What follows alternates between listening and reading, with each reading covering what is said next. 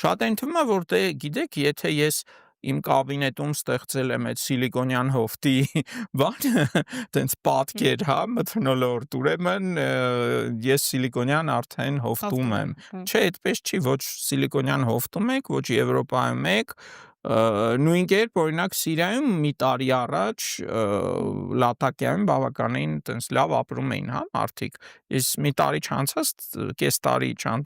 տարի հետո ցեղասպանությունը այդտեղ, որը առ այսօր շարունակվում է, Եվրոպան էլ ըստ էության խրախուսում է այդ Դե ցեղասպանությունը։ Թեհրանում էլ տարհանում են մարդկանց։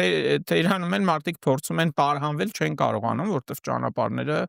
փակ են, հա, ու նույն հարցը ստեղ էլ է սպառնում։ Կամ ասենք շատերը սենց են մտածում, դե մինչև էս ինչը հանձնի, մենք արդեն կջոգենք, որ վիճակը վատա կփախնենք, բայց դա էլի ինչ որ տենց կարծրատիպային մտածողություն է, օրինակ ամենախոցելին այսօր հենց Երևանն է։ Ու շատ հնարավոր է առաջի հարվածը հենց Երևանին լինի։